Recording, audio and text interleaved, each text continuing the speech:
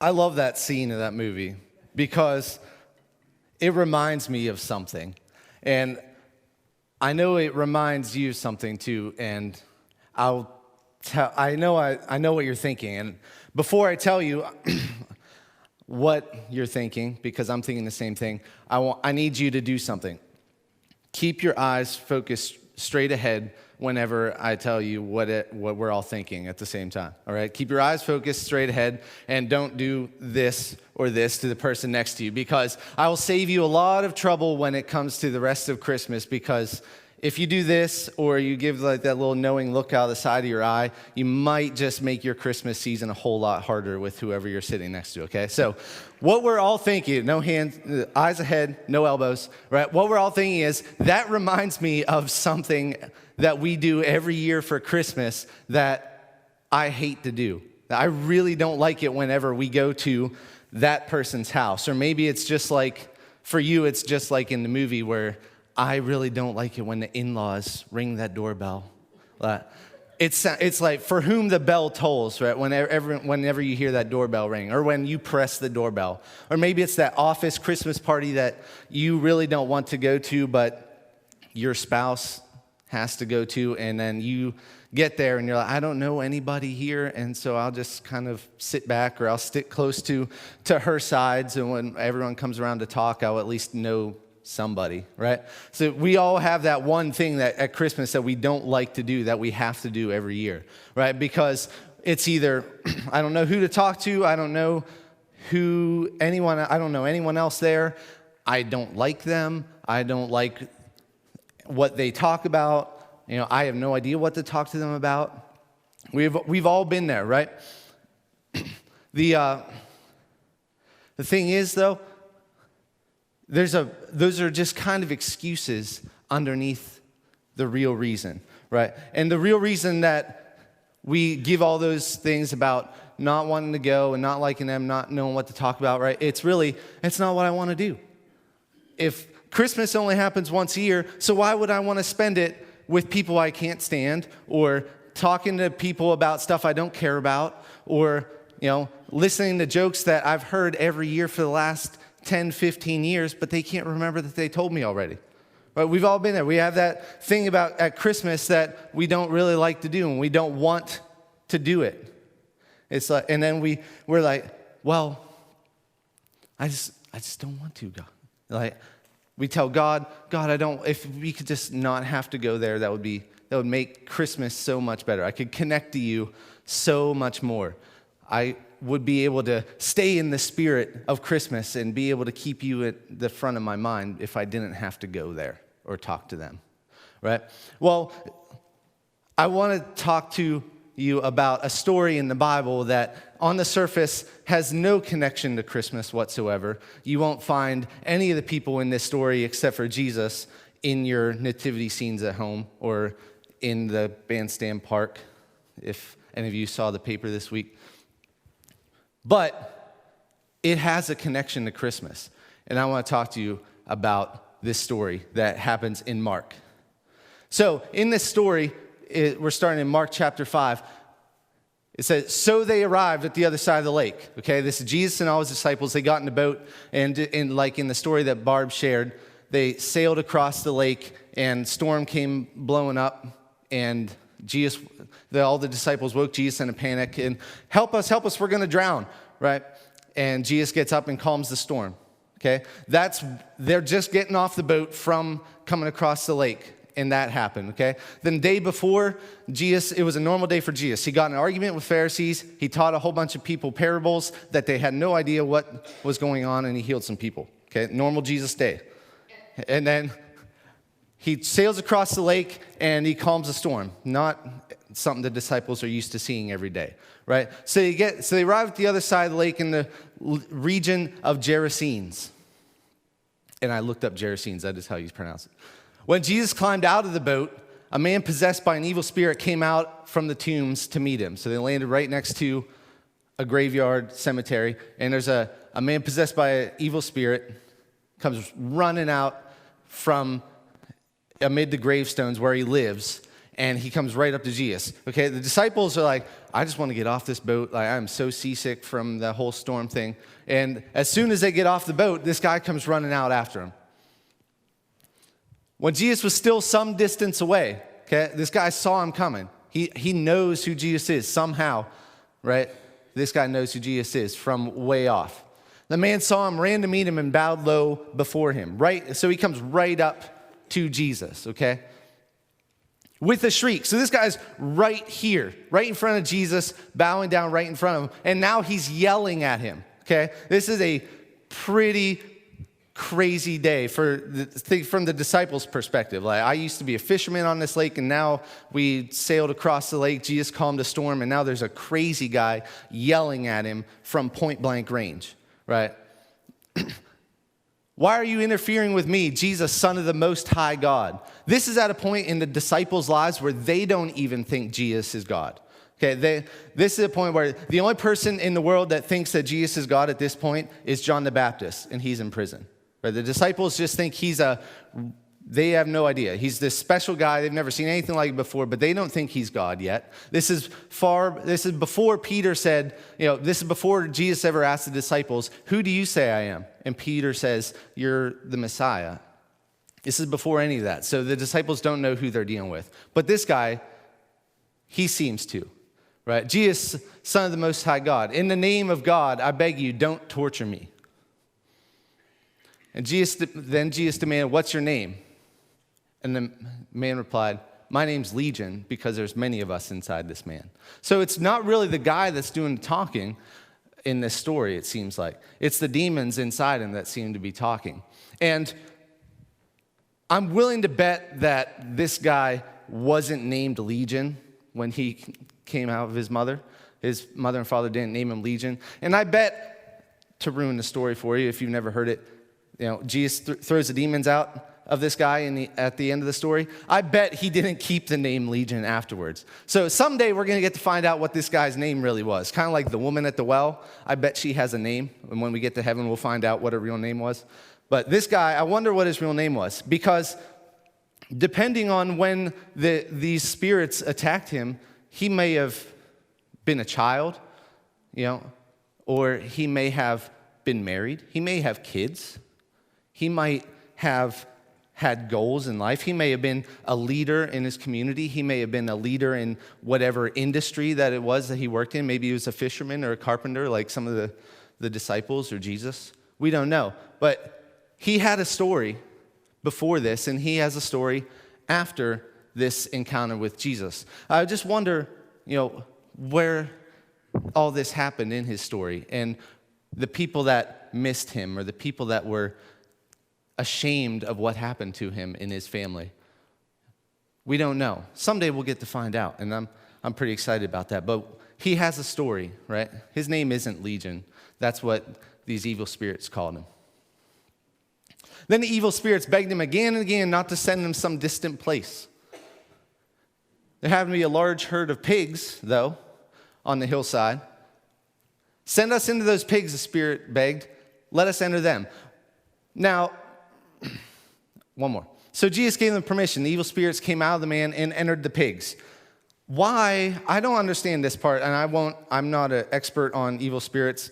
Quite frankly, I don't want to be. But I wonder why Jesus is bargaining with these evil spirits. I don't know. Why he's talking about why they're, I can kind of understand from their perspective. They don't want something bad to happen to them. They're just like other beings in the world, right? But why Jesus bargains with them, I don't know. I'm willing to guess, though, because evil spirits were difficult to deal with even for Jesus. So I'm willing to guess that he is bargaining with them because it's easier to get something to someone. From our experience, it's easier to get someone to do something if they want to do it. So if the evil spirits say, hey, Jesus, we're willing to go into these pigs, like, will you want to go there? It's a lot easier to do that than to get them to do something else. So that's just my guess. I don't know. But in the end, they see the evil spirits came out of the man and entered the pigs. Okay, these pigs, pretty interesting part of the story. It says they're on the hillside. This isn't like if you've been down to Riverfront Park here. There's like the nice little smooth hillside right into the bank, right? This area of the Sea of Galilee, well, and it looks like that, right? That's the kind of hillside we're talking about. This isn't exactly the exact place, but this is the general area around where Jesus had the disciples, and this story takes place, is terrain like that, right? Changes your perspective, right? So let's jump back. The entire herd of pigs, demons come out of the pigs, and they enter the entire herd of about 2,000 pigs, and they plunge down the steep hillside into the lake and drown in the water, okay? Don't read too far into this analogy. 2,000 pigs, right? The number 2,000, if you took every student that is in grades K through 12 at Franklin Elementary, Middle School, and High School, that's right at 2,000, right? So that's the number of pigs that we're talking about running down this kind of hillside into that lake, right? That would be an impressive sight, first of all, right? But another thing about these pigs, if you would raise 2,000 pigs up to market weight and then sell them, that is $1.2 million worth of pigs.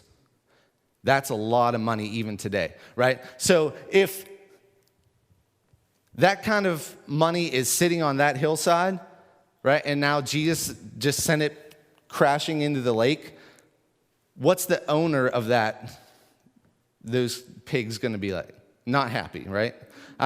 He's not going to care how many people you saved, right? He just lost $1.2 million worth of pigs, right? He's going to be upset. And the people that work for him that just lost jobs taking care of 2,000 pigs, they're going to be upset, right? And they're going to take action to get something stirred up, right?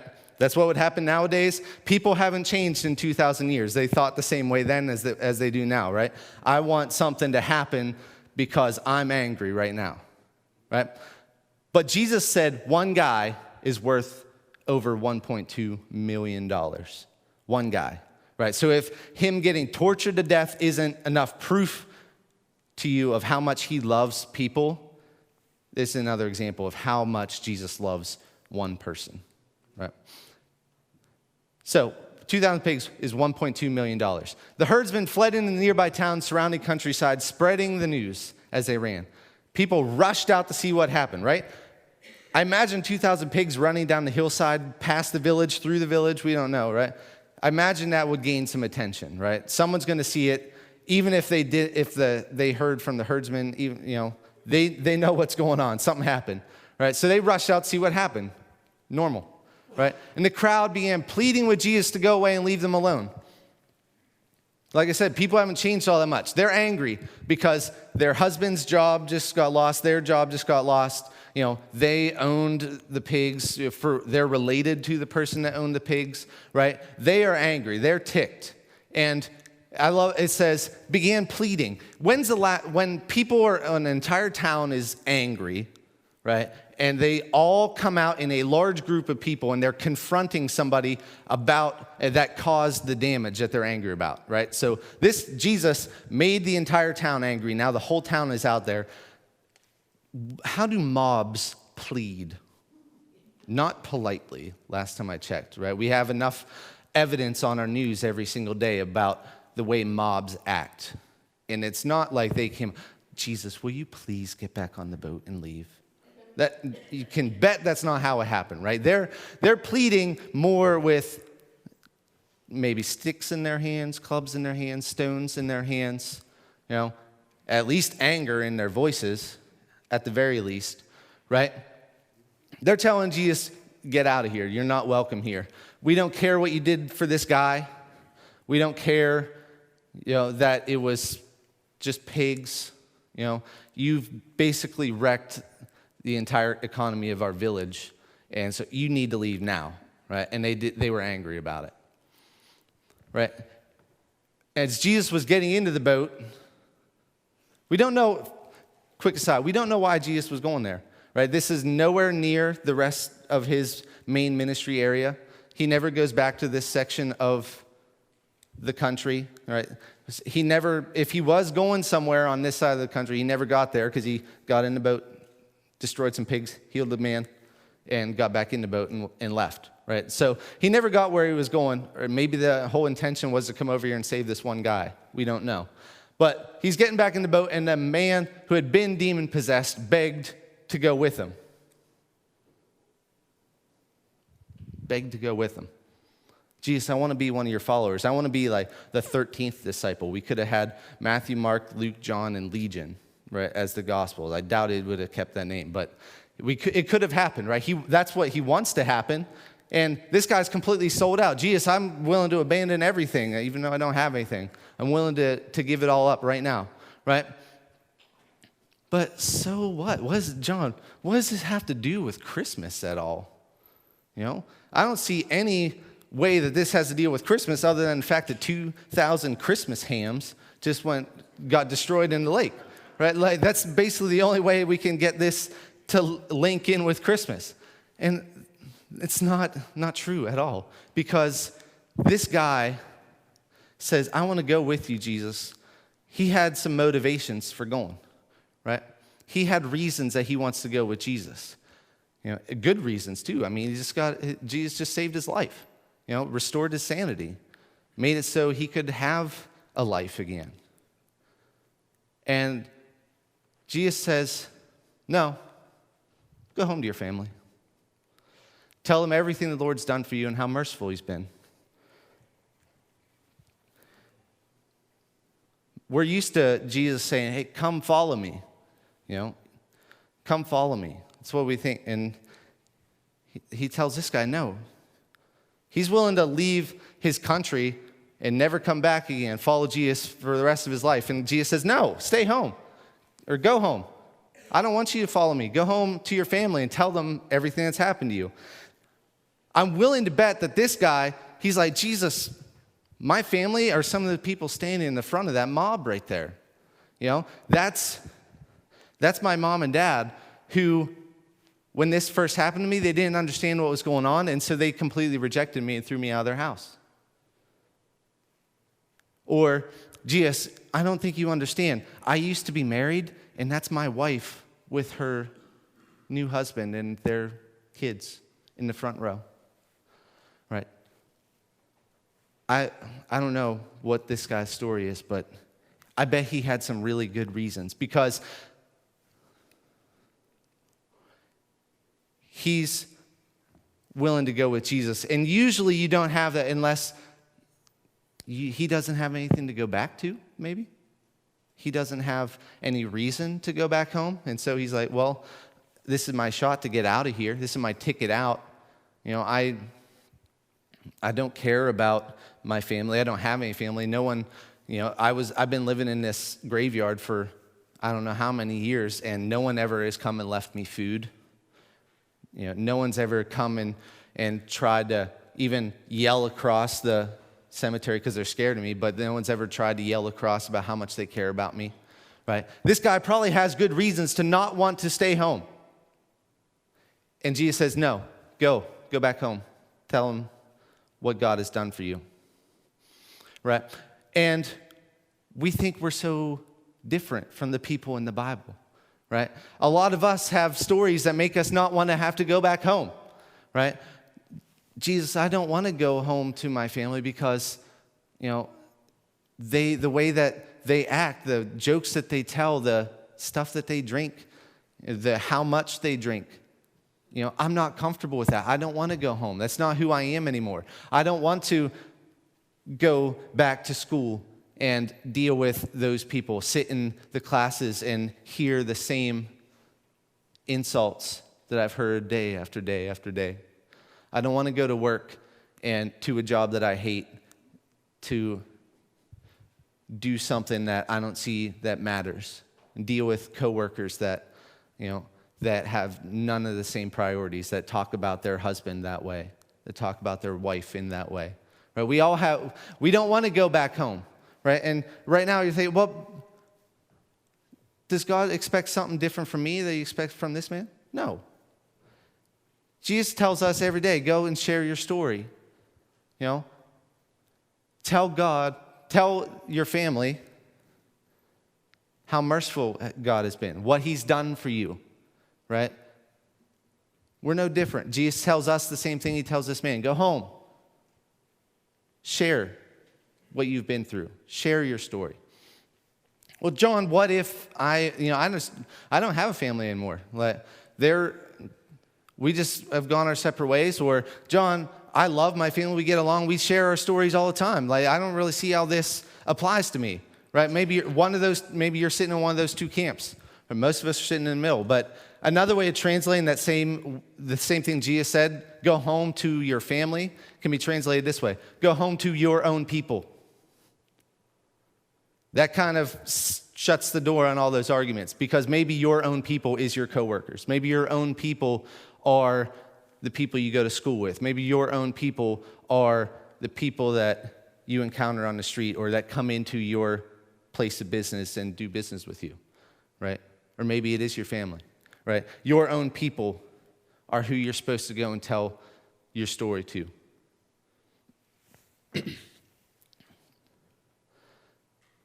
Thing is, we all have motivations that make us not want to share that story, right? This guy he's like, Jesus, I just got connected to you. Like, you weren't in my life, and now I'm connected to you, and I want to follow you, right? And Jesus said, you're already connected to me. These people here, your family, your own people, they're not connected to you. They're not connected to me, excuse me. They have no connection to me. I want you to stay here and share your connection with them. But Jesus, I'm not ready. Like, we just met. I don't know about you being the Messiah. I don't know if you're the Son of God. I don't know the Old Testament scriptures. I don't know any of this stuff. And Jesus said, you know your story. That's what's most effective. And he's telling us the same thing. Our stories are the most effective way that we have of reaching the people around us. Not how much we know about the Bible, not how much we know the story of the Advent wreath, not how much we can know all the words to all the songs, not to have the right answers to the questions. I don't know all that stuff, we can say, but I know what he's done for me. And when you share your story, that's the best thing that you can do, and that's what Jesus is calling us to do. So this year, whenever you go to that office party that you can't stand, or you go to that family member's house, or they come to your house, instead of taking that opportunity to let that holidays come over you, I'm just going to sit here until it's over, right? I'm just going to eat so much food that I take a nap.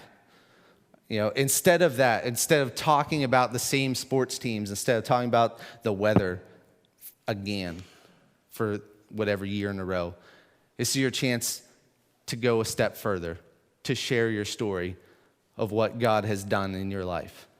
Whether that's a lot, for some of us, God has done a lot in our lives. For some of us, the last year has been very, very, very hard. For some of us, it's been the hardest year we've ever had in our life. Right? But God has still been active in your life. So share your story, because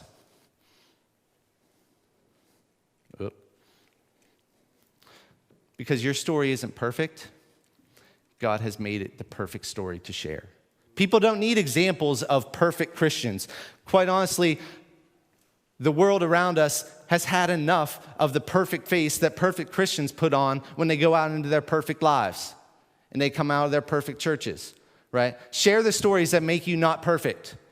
That's how you connect to people in the world. And God has taken those stories, just like this guy. He's not going to be proud of the fact that he spent years and years being crazy in a cemetery, right? God says, share your story anyway. And he's telling us, share your story anyway. Because your story isn't perfect, I've made it the perfect story to share. Let's pray.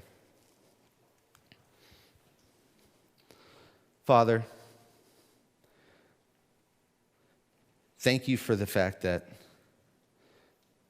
when each of us was our own version of crazy, whatever crazy was for us, you came and you rescued us. And now you're saying, go back to your own people. Share your story about what God has done. And we have lots of excuses about why we don't want to or how we could do something better with our lives. At least we think so. And you're saying, no, your perfect story is because you're not perfect. Thank you for the way that you take our lives and turn them into the way that you minister to people. Thank you for turning our stories into the perfect story to share with people around us. In Jesus' name, amen.